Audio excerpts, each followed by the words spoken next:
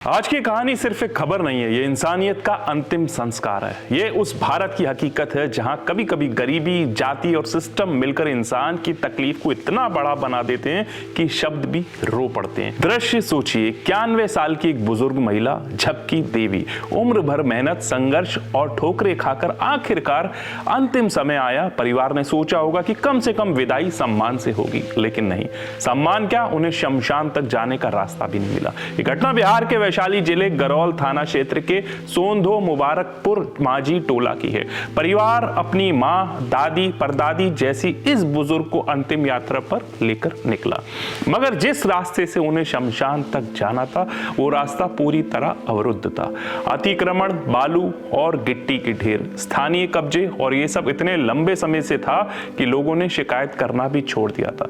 लेकिन परिवार के पास कोई विकल्प नहीं था। उन्होंने लोगों से हाथ जोड़कर कहा, मां का अंतिम संस्कार करने दीजिए, रास्ता खोल दीजिए। पर किसी ने रास्ता नहीं खोला, कोई नहीं पिघला, कोई नहीं रुका और फिर जो हुआ उसने पूरे देश का दिल चीर दिया। परिवार ने अपनी मां की चिता सड़क पर ही बना दी। जी हां, जहां दिन में लोग चलते हैं, वाहन दौड़ते हैं, बच्चे खेलते हैं, उसी सड़क पर एक बुजुर्ग मां की चिता जलाई गई। चिता की आग सिर्फ लकड़ी नहीं जल रही थी, ये व्यवस्था की लापरवाही भी जला रही थी, वो सिस्टम की चुप्पी भी जला रही थी, वो गरीबी की मजबूरी भी जल रही थी और सबसे ज्यादा एक परिवार का सम्मान जल रहा था। उस पल एक दलित परिवार की वेदना पूरी दुनिया के सामने चीख बनकर खड़ी थी। प्रशासन कहीं नजर नहीं आया। जब वीडियो वायरल हुआ तब जाकर अफसर जागे। डीएम ने जांच कमेटी बनाई, एसडीओ, डीएसपी, बीडीओ शामिल। परिवार की पीड़ा पर सिर्फ नोटिस और कमेटी। क्या इससे दर्द कम हो जाएगा? सोचिए, मरने के बाद भी अगर इंसान की इज्जत इस देश में सुरक्षित नहीं तो फिर हम कैसे सभ्यता, कैसा समाज और कैसा सिस्टम बना रहे।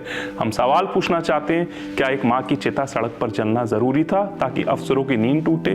क्या एक दलित परिवार को अपमानित देखकर ही कानून हरकत में आता है? और सबसे बड़ा सवाल, क्या हम एक ऐसा समाज बन गए जहां रास्ता रोकने वाले जीत जाते हैं और अंतिम संस्कार करने वाले हार जाते हैं?